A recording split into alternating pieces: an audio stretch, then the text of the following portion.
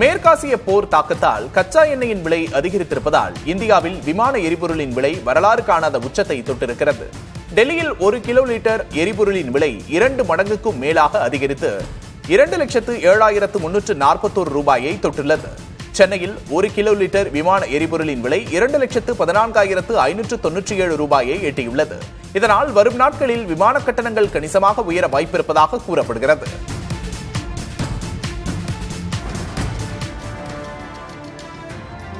பிரபல ஆரக்கிள் நிறுவனம் உலகம் முழுவதும் 30,000 ஊழியர்களை அதிரடியாக பணி நீக்கம் செய்துள்ளது.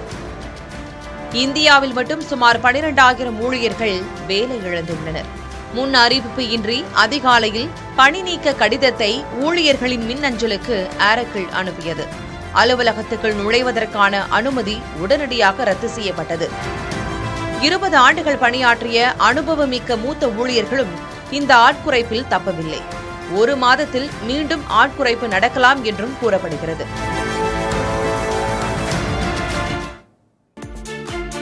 திருச்சியில் பரப்புரை மேற்கொண்ட முதல்வர் மு.க.ஸ்டாலின் காங்கிரசிற்கு ஒதுக்கப்பட்டுள்ள துறையூர் தொகுதிக்கான வேட்பாளர் பெயரை குறிப்பிடாமல் வாக்கு சேகரித்தார்.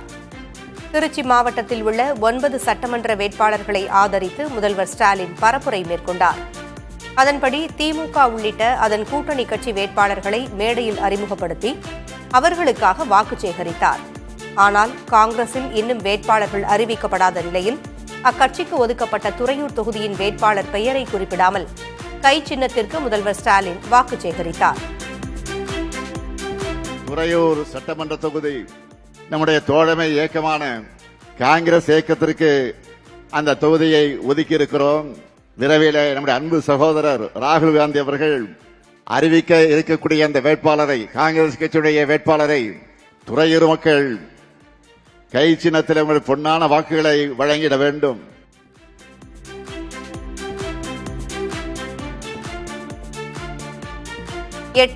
ரூபாய் கூப்பன் மூலம் பிடித்த பிராண்டில் பிடித்த பொருட்களை வாங்கிக் கொள்ளலாம் என்று முதல்வர் மு.க.ஸ்டாலின் தெரிவித்துள்ளார்.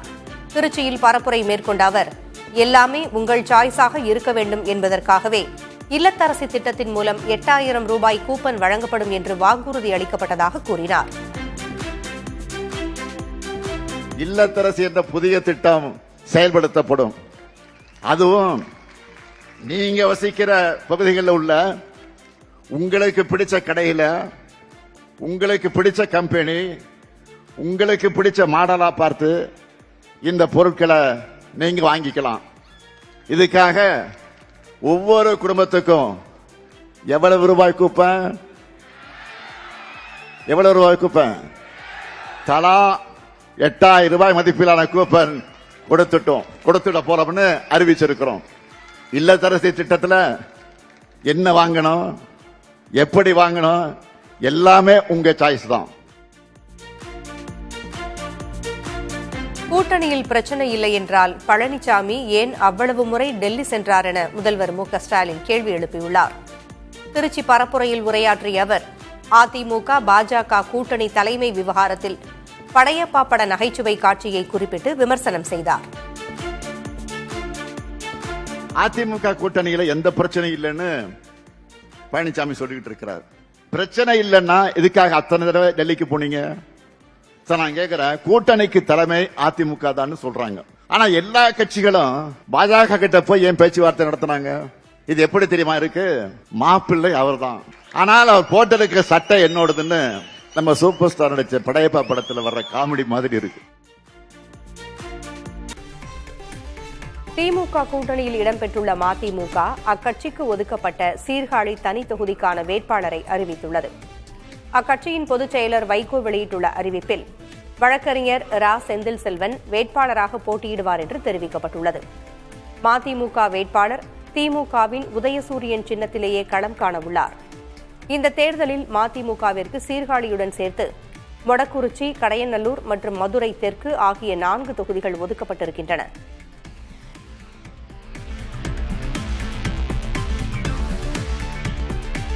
தமிழ்நாட்டில் தாவேகா தலைவர் விஜய்க்கு போதிய பாதுகாப்பு வழங்கப்படுவதில்லை என்று உள்துறை அமைச்சர் அமித்ஷாவிற்கு அக்கட்சியின் இணை பொதுச் செயலர் நிர்மல்குமார் கடிதம் எழுதியுள்ளார். அதில் தாவேகா நிகழ்ச்சிகளுக்கு தமிழ்நாடு காவல்துறையினர் போதிய பாதுகாப்பு வழங்குவதில்லை என்று குறிப்பிட்டுள்ளார். மேலும் பெரம்பூர், கொளத்தூர் தொகுதிகளில் விஜய் பரப்புரையின் போது பாதுகாப்பு வழங்கவில்லை என்பதை சுட்டிக்காட்டியுள்ள அவர், ஒய் பிரிவு பட்டியலில் உள்ள விஜய்க்கு தமிழகத்தில் போதிய பாதுகாப்பு வழங்க அறிவுறுத்த வேண்டும் என்றும் கோரிக்கை விடுத்துள்ளார்.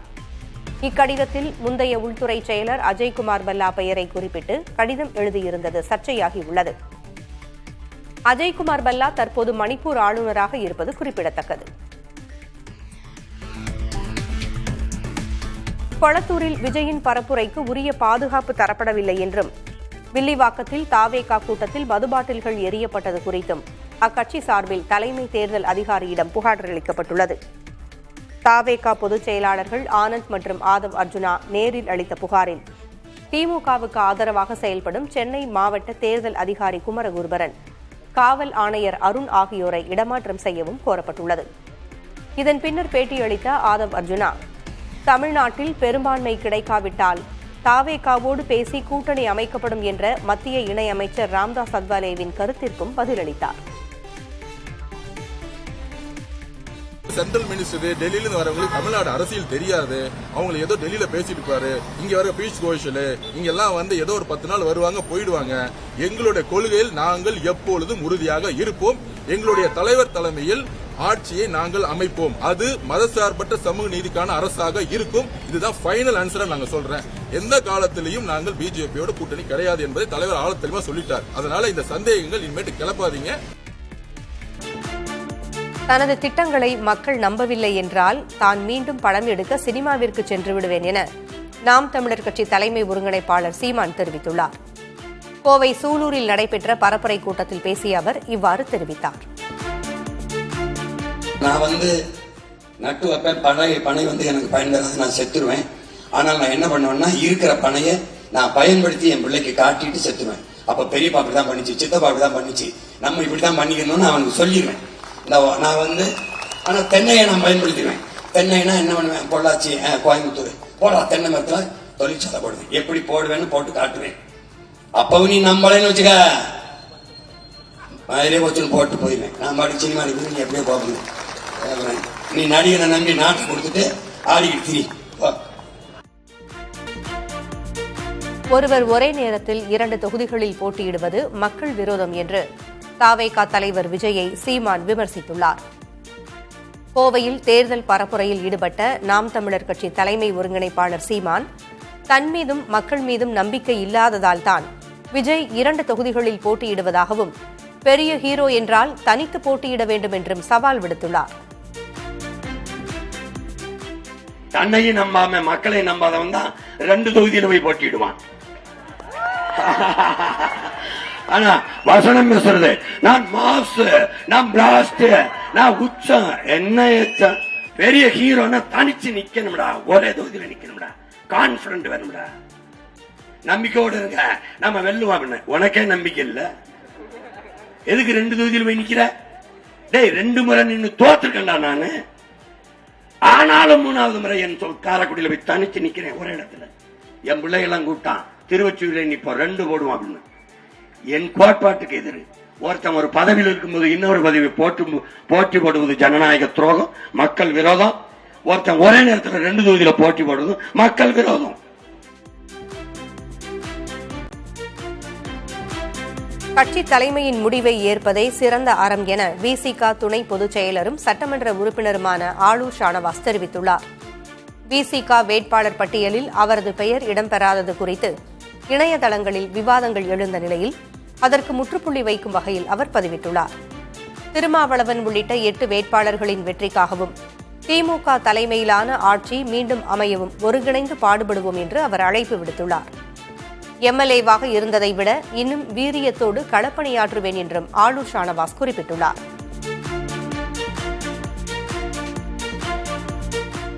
தேர்தலில் ஆளூர் ஷானவாஸிற்கு சீட் கொடுக்காதது ஏன் என்று விசிக தலைவர் திருமாவளவன் விளக்கம் அளித்துள்ளார். இது தொடர்பாக வீடியோ வெளியிட்டிருக்கும் அவர், வேட்பாளர் தேர்வில் எந்த உள்நோக்கமும் இல்லை என்றும், அவசரகதியில் தொகுதிகள் ஒதுக்கீடு செய்யப்பட்டதால் ஷானவாஸ் விரும்பிய இடம் கிடைக்கவில்லை என்றும் கூறியுள்ளார். மேலும் இந்த விவகாரத்தில் நிர்வாகிகள், தொண்டர்கள் யாரும் சமூக வலைதளங்களில் அவதூறு பரப்ப வேண்டாம் என்றும், எதுவாக இருந்தாலும் தன்னிடம் நேரில் கூறலாம் என்றும் அவர் வேண்டுகோள் விடுத்துள்ளார். நாகப்பட்டினமாக இருந்திருந்தால் ஷானவாஸாகத்தான் இருந்திருப்பார். நான் மாற்று சிந்தனைக்கு போயிருக்க வாய்ப்பில்லை. நாகப்பட்டினம் திரு ஜவாஹருல்லாவுக்கு வழங்கிவிட்டார்கள். ஏன் என்று விசாரித்த போது ஷானவாஸ் அவர்களே அந்த தொகுதியில் மீண்டும் போட்டியிட விரும்பவில்லை என்ற தகவலை சொன்னார்கள். பிறகு ராயபுரத்தைத்தான் ஷானவாஸ் விரும்புகிறார் என்ற தகவல் கிடைத்தது. நான் உடனே ராயபுரம் டிக் செய்துவிட்டேன். அது ஷானவாஸுக்காக. இடையில் திடுமென ஷானவாஸ் ராயபுரம் வேண்டாம் என்கிறார். ராயபுரம் வேண்டாம் என்ற பிறகு பல்லாவரம் கேட்டால் அது தேமுதிகவுக்கு போய்விட்டது. ஒருவேளை பல்லாவரம் கிடைத்திருந்தால் அது ஷானவாஸுக்கு போயிருக்கும். அவசர கதியில் தான் நமக்கு தரவே முடியாது என்று சொன்ன கள்ளக்குறிச்சியை தந்தார்கள். அரூர் வேண்டும் என்று வலியுறுத்தி கேட்ட நிலையில் நமக்கு அரக்கோணத்தை தந்தார்கள். பல்லாவரம் வேண்டும் என்று கேட்ட நிலையில் பன்ருட்டியை தந்தார்கள். ஆனால் ஷானவாஸ் கூடாது, அவரை தவிர்க்க வேண்டும் என்ற எண்ணத்தில் எடுக்கப்பட்டதல்ல. அப்துல் ரஹ்மானுக்கு ஒரு வாய்ப்பு தருவோம் என்கிற அடிப்படையில் வழங்கப்பட்டது. அவ்வளவுதான். இதில் வேறு எந்த உள்நோக்கமும் கிடையாது. மத்திய அரசு கொண்டு வந்துள்ள புதிய வருமான வரிச் சட்டம் இன்று முதல் நாடு முழுவதும் அமலுக்கு வருகிறது. 1961 இயற்றப்பட்ட வருமான வரிச் சட்டத்துக்கு மாற்றாக புதிய சட்டம் அமலுக்கு வருகிறது. இதில் சாமானியர்கள் முதல் பெருநிறுவனங்கள் வரை அனைவரும் எளிதில் புரிந்து கொள்ளும் வகையில் சட்ட பிரிவுகள் மாற்றியமைக்கப்பட்டுள்ளன. இதுவரை நடைமுறையில் இருந்த முந்தைய ஆண்டு மற்றும் வரி மதிப்பீட்டு ஆண்டு என்ற குழப்பமான வேறுபாடுகள் முழுமையாக நீக்கப்பட்டுள்ளன. இனி வரி ஆண்டு என்று மட்டுமே பயன்படுத்தப்படும். வருமான வரி கணக்கை தாமதமாக தாக்கல் செய்திருந்தாலும் அபராதமின்றி ரீஃபண்ட் பெறலாம். வெளிநாட்டு சுற்றுலா மற்றும் மருத்துவ தேவைகளுக்காக அனுப்பப்படும் பணத்திற்கான டிசிஎஸ் வரி 2 விழுக்காடு குறைக்கப்பட்டுள்ளது. ஊக வணிகத்தை குறைக்கும் நோக்கில் F&O வர்த்தக வரி உயர்த்தப்பட்டுள்ளது. ஃபியூச்சர்ஸ் வர்த்தக வரி 0.05 விழுக்காடாகவும் ஆப்ஷன்ஸ் வர்த்தக வரி 0.15 விழுக்காடாகவும் அதிகரிக்கப்பட்டுள்ளது. இந்தியாவை உலகளாவிய தரவு மையமாக மாற்றும் நோக்கில் இத்துறையில் முதலீடு செய்யும் நிறுவனங்களுக்கு 2047ஆம் ஆண்டு வரை 20 ஆண்டுகளுக்கு வரி விலக்கு அளிக்கப்பட்டுள்ளது. வங்கிக் கணக்கு எண்ணை மாற்றாமலேயே ஒரு வங்கியிலிருந்து மற்றொரு வங்கிக்கு மாறும் பேமெண்ட் ஸ்விட்சிங் சர்வீஸ் வசதியை ரிசர்வ் வங்கி பரிசீலித்து வருகிறது. வழக்கமாக ஒரு வங்கியிலிருந்து மற்றொரு வங்கிக்கு மாறும்போது அதனுடன் இணைக்கப்பட்டுள்ள சம்பளம், மியூச்சுவல் ஃபண்ட், காப்பீட்டு பிரீமியம் மற்றும் கடன் தவணைகளை ஒவ்வொன்றாக புதிய கணக்கிற்கு மாற்றுவதில் பெரும் சிரமம் உள்ளது. இந்த தடைகளை நீக்க பேமெண்ட் ஸ்விட்சிங் சர்வீஸ் எனும் புதிய கட்டமைப்பை உருவாக்க 2028ஆம் ஆண்டிற்கான பேமெண்ட் தொலைநோக்கு ஆவணத்தில் திட்டமிடப்பட்டுள்ளது. இதன் மூலம் வங்கி மாறினாலும் பழைய கணக்கிலிருந்த அனைத்து பேமெண்ட் மேண்டேட்டுகளும் தானாகவே புதிய கணக்கிற்கு மாற்றப்படும். வாடிக்கையாளர்கள் தங்களுக்கு பிடித்த சிறந்த வட்டி விகிதம் அல்லது டிஜிட்டல் சேவைகளை வழங்கும் வங்கிகளுக்கு மாறுவதற்கான தடைகளை களைவதே இதன் நோக்கம். மத்திய அரசு கொண்டு வந்துள்ள வெளிநாட்டு நிதி பங்களிப்பு சட்ட திருத்தத்தை எதிர்த்து நாடாளுமன்றத்தில் எதிர்க்கட்சிகள் அமளியில் ஈடுபட்டன. அரசின் முடிவால் தன்னார்வ தொண்டு நிறுவனங்கள் பாதிக்கப்படும் என கூறி எதிர்க்கட்சி உறுப்பினர்கள் நாடாளுமன்ற வளாகத்தில் போராட்டத்தில் ஈடுபட்டனர்.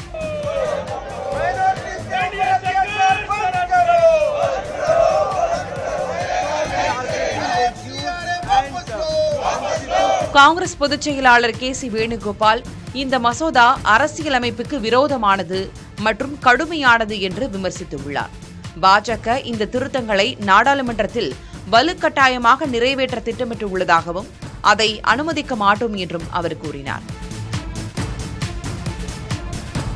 இந்தியாவின் பாதுகாப்பு மற்றும் நலன்களுக்கு எதிராக வெளிநாட்டு நிதி பயன்படுத்தப்படுவதை தடுப்பதே வெளிநாட்டு நிதி பங்களிப்பு சட்ட திருத்தத்தின் நோக்கம் என்றும் எந்த ஒரு மத நிறுவனத்தையும் குறிவைப்பது அல்ல என்றும் மத்திய அரசு விளக்கமளித்துள்ளது. வெளிநாட்டு நிதி பங்களிப்பு சட்ட மசோதாவிற்கு எதிர்ப்பு தெரிவித்து நாடாளுமன்றத்தில் காங்கிரஸ் உள்ளிட்ட எதிர்க்கட்சிகள் போராட்டத்தில் ஈடுபட்ட நிலையில் மத்திய உள்துறை இணையமைச்சர் நித்யானந்த் ராய் மற்றும் மத்திய அமைச்சர் கிரண் ரிஜிஜு ஆகியோர் விளக்கமளித்துள்ளனர். அந்நிய நிதி கையாளுதலில் வெளிப்படைத்தன்மையை இம்மசோதா உறுதிப்படுத்தும் என்றும் அவர்கள் கூறினர். அதே நேரம் வெளிநாட்டிலிருந்து வரும் நிதியை பயன்படுத்தி கட்டாய மதமாற்றத்தில் ஈடுபடுபவர்கள் தப்ப முடியாது என்பதை அமைச்சர்கள் தெளிவுபடுத்தியுள்ளனர். மக்களவை மற்றும் மாநில சட்டமன்றங்களின் இடங்களை 50 விழுக்காடு உயர்த்தும் சட்டத்தை அவசரமாக திணிக்க மோடி அரசு திட்டமிட்டுள்ளதாக காங்கிரஸ் குற்றம் சாட்டியுள்ளது. அனைத்து மாநிலங்களுக்கும் 50 விழுக்காடு இடங்களை அதிகரிப்பது சமமானது போல் தோன்றினாலும் உண்மையில் தெற்கு, மேற்கு மற்றும் வடகிழக்கு மாநிலங்களுக்கு பின்னடைவே என்று காங்கிரஸ் பொதுச் செயலாளர் ஜெயராம் ரமேஷ் கூறினார். பிராந்திய ரீதியாக பார்க்கும்போது மக்களவையில் வட மாநிலங்களின் பிரதிநிதித்துவம் 200 இடங்கள் வரை அதிகரிக்கும் என்றும், தென் மாநிலங்களின் பிரதிநிதித்துவத்தில் 66 இடங்கள் மட்டுமே அதிகரிக்கும் என்றும் அவர் சுட்டிக்காட்டினார். மத்திய பாஜக அரசின் வெளியுறவு கொள்கை தோல்விகள் மற்றும் சமையல் எரிவாயு, எரிபொருள் நெருக்கடிகளிலிருந்து மக்களை திசை திருப்புவதற்கான முயற்சி என்றும் அவர் விமர்சித்துள்ளார். ஒடிசா முன்னாள் முதல்வர் பிஜு பட்நாயக் குறித்து கருத்து தெரிவித்ததற்காக பாஜக எம்பி நிஷிகாந்த் துபே மன்னிப்பு கோரியுள்ளார்.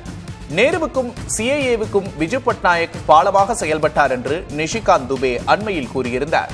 இதற்கு கடும் விமர்சனங்கள் எழுந்தன. இந்நிலையில் எக்ஸ் தளத்தில் பதிவிட்டுள்ள நிஷிகாந்த் துபே, நேரு குடும்பத்தின் நடவடிக்கைகள் குறித்து தான் கூறிய ஒரு கருத்து இந்தியாவின் மிகச்சிறந்த தலைவர்களில் ஒருவரான பிஜு பட்நாயக்கை தவறாக சித்தரிக்கும் வகையில் அமைந்துவிட்டதாக தெரிவித்தார். தனது கருத்துக்காக நிபந்தனையற்ற மன்னிப்பு கேட்டுக் கொள்வதாகவும் துபே கூறியுள்ளார். ஆந்திராவின் ஒரே மற்றும் நிரந்தர தலைநகராக அமராவதியை அறிவிக்க வழி செய்யும் மசோதா நாடாளுமன்ற மக்களவையில் நிறைவேறியது. அடுத்து மாநிலங்களவையிலும் இதற்கு ஒப்புதல் பெறப்பட்டு குடியரசுத் தலைவரின் ஒப்புதல் பெறப்படும்.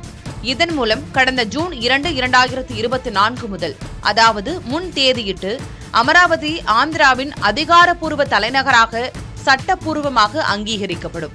எதிர்காலத்தில் எந்த ஒரு அரசாங்கமும் தலைநகரை மாற்ற முற்படுவதை தடுக்கும் வகையில் இந்த சட்டம் அமையும். முந்தைய ஜெகன்மோகன் ரெட்டி தலைமையிலான YSR காங்கிரஸ் அரசு 3 தலைநகரங்கள் திட்டத்தை முன்வைத்திருந்தது குறிப்பிடத்தக்கது.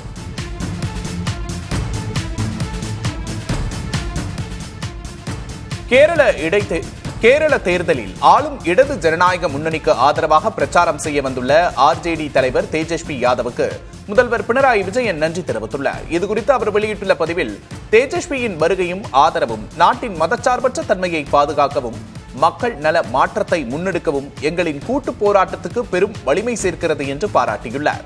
இதற்கிடையே மலப்புரம், பொன்னானி தொகுதியில் பிரச்சாரம் செய்த தேஜஸ்வி யாதவ் கேரள மக்களின் அளவற்ற அன்புக்கு தனது நிகழ்ச்சியான நன்றிகளை தெரிவித்துக் கொண்டார்.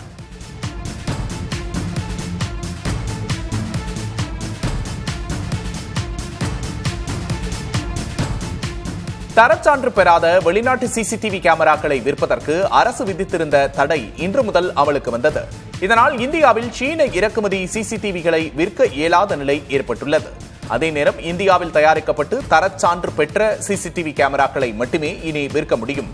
சீன தயாரிப்புகளை இனி விற்க முடியாது என்பதால் CCTV கேமராக்களின் விலை 10 முதல் 15% வரை அதிகரித்திருப்பதாக வணிகர்கள் கூறுகின்றனர். தரவு பாதுகாப்பு மற்றும் தேசிய பாதுகாப்பை கருத்தில் கொண்டு சீன கேமராக்கள் இறக்குமதிக்கு தடை விதிக்கப்பட்டுள்ளது. எனவே STQC தரச்சான்று பெற்ற கேமராக்களை மட்டுமே நுகர்வோர் பயன்படுத்தி பார்த்து வாங்க வேண்டும் என்பது குறிப்பிடத்தக்கது.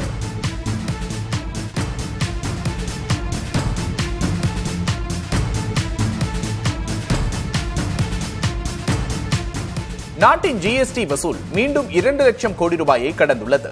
கடந்த ஆண்டு மார்ச்சில் 1,83,000 கோடி ரூபாய் மட்டுமே வசூலாகியிருந்த நிலையில் இந்த ஆண்டு மார்ச்சில் அது 8.8% அதிகரித்து 2 லட்சம் கோடி ரூபாயாகியுள்ளது. நடப்பு நிதியாண்டில் இது மூன்றாவது அதிகளவு வசூலாகும். கடந்த ஆண்டு இறுதியில் GST வரி குறைப்புக்கு பின் பொருட்களின் விற்பனை அதிகரித்ததே வசூல் உயர்வுக்கு காரணம் என்று தெரிவிக்கப்பட்டுள்ளது.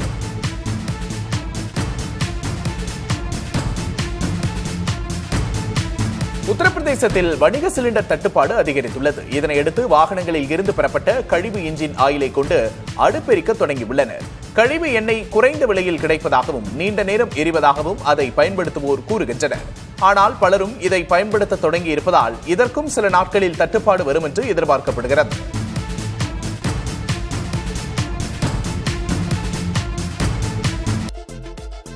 திருச்சி காந்தி மார்க்கெட் பகுதியில் திமுக தலைவரும் முதலமைச்சருமான மு க ஸ்டாலின் வாக்கு சேகரித்தார். சட்டமன்ற தேர்தலை முன்னிட்டு முதலமைச்சர் ஸ்டாலின் தீவிர பரப்புரையில் ஈடுபட்டுள்ளார். இந்நிலையில் தாவேக தலைவர் விஜய் போட்டியிடும் திருச்சி கிழக்கு தொகுதிக்குட்பட்ட காந்தி மார்க்கெட் பகுதிக்கு சென்ற முதலமைச்சர் அங்கு வியாபாரிகளிடம் வாக்கு சேகரித்தார். பின்னர் அங்குள்ள கடையில் தேநீர் அருந்தினார்.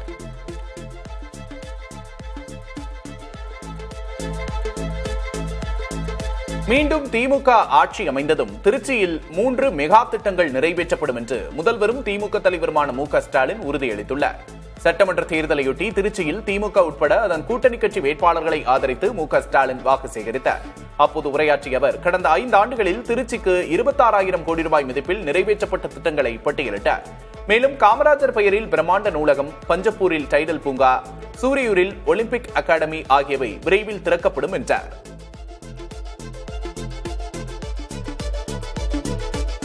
பாஜக ஆளும் மாநிலங்கள் போன்று தமிழ்நாட்டில் சாதி மத கலவரங்கள் இல்லை என கூறியுள்ள முதலமைச்சர் மு.க.ஸ்டாலின் கலவரத்தை உருவாக்கும் பாஜகவின் சூழ்ச்சிகளை முறியடித்து விட்டதாகவும் தெரிவித்துள்ளார். திருச்சியில் தேர்தல் பரப்புரையில் ஈடுபட்ட அவர் பாஜக அதிமுக கூட்டணி ஆட்சிக்கு வந்தால் தமிழ்நாட்டின் பெயரை தட்சிண பிரதேசம் என மாற்றிவிடுவார்கள் எனவும் குற்றம் சாட்டினார். 8,000 ரூபாய் கூப்பன் மூலம் பிடித்த பிராண்டில் பிடித்த பொருட்களை வாங்கிக் கொள்ளலாம் என்று முதல்வர் மு.க.ஸ்டாலின் தெரிவித்துள்ளார். திருச்சியில் பரப்புரை மேற்கொண்ட அவர் எல்லாமே உங்கள் சாய்ஸாக இருக்க வேண்டும் என்பதற்காகவே இல்லத்தரசி திட்டம் மூலம் 8,000 ரூபாய் கூப்பன் வழங்கப்படும் என்று வாக்குறுதி அளிக்கப்பட்டதாக தெரிவித்தார். கூட்டணியில் பிரச்சனை இல்லை என்றால் பழனிசாமி ஏன் அவ்வளவு முறை டெல்லி சென்றார் என முதலமைச்சர் மு.க.ஸ்டாலின் கேள்வி எழுப்பியுள்ளார். திருச்சி பரப்புரையில் உரையாற்றிய அவர் அதிமுக பாஜக கூட்டணி தலைமை விவகாரத்தில் படையப்பா பட நகைச்சுவை காட்சியை குறிப்பிட்டு விமர்சனம் செய்தார். மாப்பிள்ளை பழனிசாமிதான் அவர் போட்டிருக்கும் சட்டை பாஜக உடையது எனவும் மு.க.ஸ்டாலின் குறிப்பிட்டார். திருச்சியில் பரப்புரை மேற்கொண்ட முதல்வர் மு.க.ஸ்டாலின் காங்கிரசுக்கு ஒதுக்கப்பட்டுள்ள துறையூர் தொகுதிக்கான வேட்பாளர் பெயரை குறிப்பிடாமல் வாக்கு சேகரித்தார். திருச்சி மாவட்டத்தில் உள்ள 9 சட்டமன்ற வேட்பாளர்களை ஆதரித்து முதல்வர் ஸ்டாலின் பரப்புரை மேற்கொண்டார். அதன்படி திமுக உள்ளிட்ட அதன் கூட்டணி கட்சி வேட்பாளர்களை மேடையில் அறிமுகப்படுத்தி அவர்களுக்காக வாக்கு சேகரித்தார். ஆனால் காங்கிரசில் இன்னும் வேட்பாளர்கள் அறிவிக்கப்படாத சூழலில் அக்கட்சிக்கு ஒதுக்கப்பட்ட துறையூர் தொகுதியின் வேட்பாளர் பெயரை குறிப்பிடாமல் கை சின்னத்துக்கு முதல்வர் ஸ்டாலின் வாக்கு சேகரித்தார். சிறுபான்மை மக்களுக்கு காவலராக திமுக திகழ்வதாக கட்சியின் இளைஞரணி செயலாளரும் துணை முதல்வருமான உதயநிதி ஸ்டாலின் குறிப்பிட்டுள்ளார். திருப்பத்தூர் மாவட்டம் வாணியம்பாடி தொகுதியில் மதச்சார்பற்ற முற்போக்கு கூட்டணி வேட்பாளர் சையத் ஃபாரூக்கை ஆதரித்து வாணியம்பாடி பேருந்து நிலையத்தில் பரப்புரை மேற்கொண்ட அவர் பாஜகவுடன் இணைந்து அதிமுக சிறுபான்மை மக்களுக்கு துரோகம் செய்வதாக குறிப்பிட்டார். குடியுரிமை திருத்தச் சட்டத்தை அதிமுக ஆதரித்ததாகவும் அவர் சுட்டிக்காட்டினார். கொலை செய்யப்பட்ட மாநில பகுஜன் சமாஜ் கட்சித் தலைவர் ஆம்ஸ்ட்ராங் மனைவியும் அதிமுக வேட்பாளருமான பொற்கொடி உயிருக்கு ஆபத்து உள்ளதால் அவருக்கு போலீஸ் பாதுகாப்பு வழங்க வேண்டும் என்று விசிக தலைவர் திருமாவளவன் வலியுறுத்தியுள்ளார். இதுகுறித்து ஆங்கில நாளிதழ் ஒன்றுக்கு பேட்டியளித்துள்ள அவர் பொற்கொடி துணிச்சலாக பொது வாழ்க்கையில் கால்பதிக்க முன்வந்திருப்பது வரவேற்கத்தக்கது என கூறினார். அவருக்கு அரசியலில் ஒரு இடம் அளிக்க வேண்டிய தேவை இருக்கிறது என்றும் சுட்டிக்காட்டினார். சென்னை ராயப்பேட்டையில் உள்ள காங்கிரஸ் தலைமையகமான சத்தியமூர்த்தி பவனில் வேட்பாளர் அறிவிப்பு தாமதத்தை எதிர்த்து சேவாதள காங்கிரஸ் மற்றும் மகிழா காங்கிரஸ் தொண்டர்கள் தனித்தனியாக போராட்டத்தில் ஈடுபட்டதால் பரபரப்பு ஏற்பட்டது. திமுக கூட்டணியில் தமிழக காங்கிரசுக்கு 28 தொகுதிகள் ஒதுக்கப்பட்டிருந்தும் வேட்பாளர் பட்டியல் அறிவிக்கப்படாத நிலையில் சேவாதள காங்கிரஸ் குங்ஃபு விஜயன் மற்றும் மகிழா காங்கிரஸ் தலைவர் ஹசீனா சையத்துக்கு போட்டியிட வாய்ப்பு வழங்க வேண்டும் என்று அவர்களின் ஆதரவாளர்கள் போராட்டம் நடத்தினர்.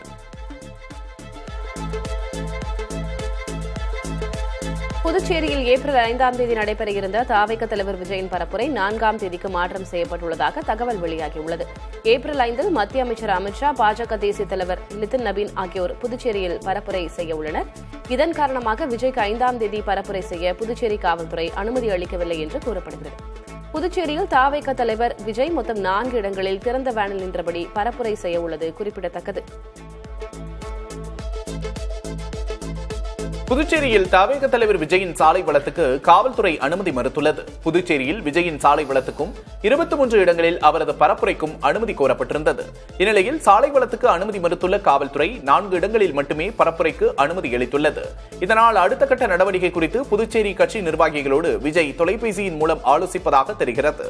புதுச்சேரியில் தவேக 28 தொகுதிகளிலும் அதன் கூட்டணி கட்சியான நேயம் மக்கள் கழகம் 2 இடங்களிலும் போட்டியிடுகின்றன.